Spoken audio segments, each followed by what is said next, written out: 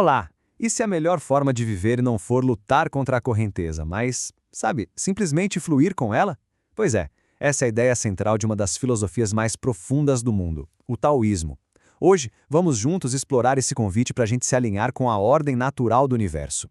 E a gente já começa com um paradoxo, que é fascinante. O próprio texto fundamental do taoísmo, o Tao Te Ching, já avisa logo de cara que a essência do que a gente vai explorar não pode ser dita. É algo para ser sentido, para ser vivido e não só explicado com palavras. Então, essa é a grande questão, né? Se o caminho não pode ser explicado, como é que a gente pode sequer começar a percorrê-lo? É exatamente isso que vamos investigar. Vamos olhar para suas origens, seus conceitos mais importantes e, claro, suas práticas. Vamos lá!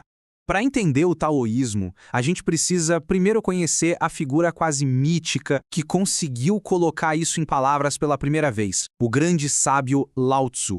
A lenda por trás do Tao Te Ching é tão poética quanto a própria filosofia. Pensa só, um velho bibliotecário, Lao Tzu, já de saco cheio do caos da sociedade, decide ir embora. Na fronteira, um guarda o reconhece e implora para que ele deixe sua sabedoria registrada. E aí, numa única noite, ele escreve um texto de 5.000 palavras, entrega para o guarda e desaparece para sempre, deixando para trás um verdadeiro guia para a harmonia universal.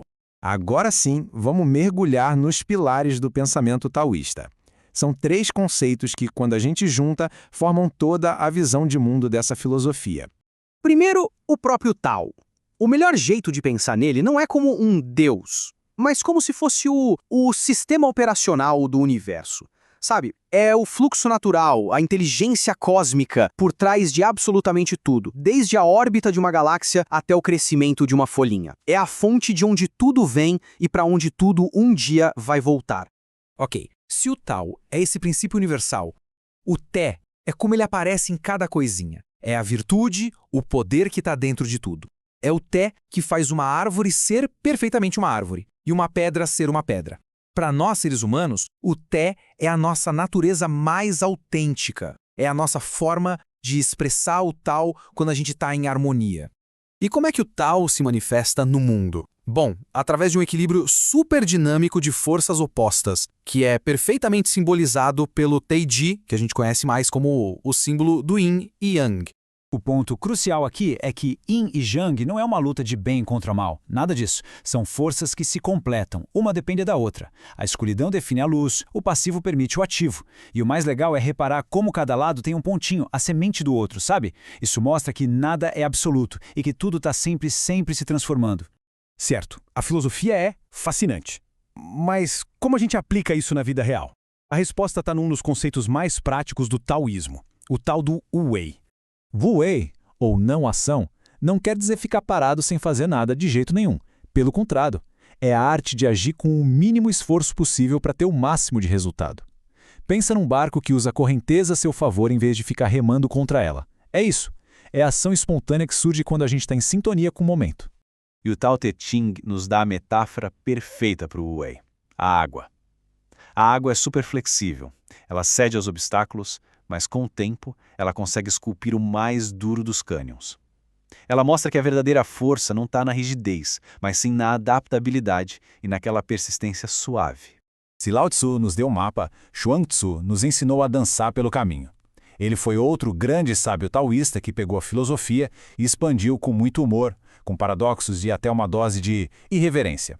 Chuang Tzu ajuda a gente a quebrar as caixinhas mentais que a gente cria. As histórias dele desafiam a gente a largar os julgamentos. Tem aquela história do fazendeiro cujo cavalo foge, por exemplo. Ela mostra que o que parece um desastre pode virar uma bênção. E o contrário também. A liberdade de verdade vem de aceitar o fluxo da vida sem ficar rotulando tudo como bom ou mal. Agora vamos sair um pouco do mundo exterior para olhar para a paisagem interior. O taoísmo também oferece um caminho bem prático de autotransformação, quase uma alquimia interna através da meditação. Existe um texto clássico chamado O Segredo da Flor de Ouro, que descreve esse processo todo. A ideia central é usar a consciência para refinar as energias mais básicas do corpo, transformando elas em pura energia espiritual.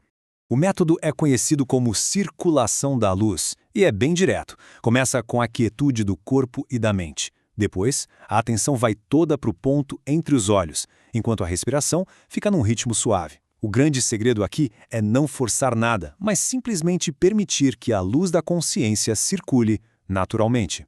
E o poder dessa prática é considerado imenso. O texto chega a dizer que um breve momento de meditação pode, metaforicamente, limpar eras de condicionamento e nos reconectar com a nossa natureza primordial.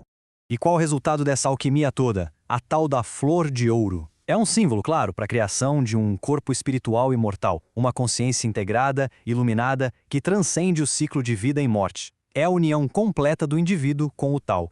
Assim, a gente fecha o círculo. O que começa como uma forma de entender o fluxo do universo termina como uma prática para a gente cultivar esse mesmíssimo fluxo dentro da gente. É um caminho completo, de ponta a ponta. Então, para resumir os pontos essenciais, a gente tem o Tao como nosso mapa, o Wu Wei como nossa forma de caminhar, o Yin e Yang como a paisagem em volta e a meditação como a nossa bússola interna. E o objetivo final disso tudo? Um retorno à simplicidade, à integração com o todo. E fica a reflexão final. No mundo que valoriza o esforço constante, a luta, o controle, o taoísmo nos faz uma pergunta bem radical. E se a verdadeira força não estivesse em lutar contra a correnteza, mas sim em aprender a fluir com ela? O que a gente seria capaz de alcançar?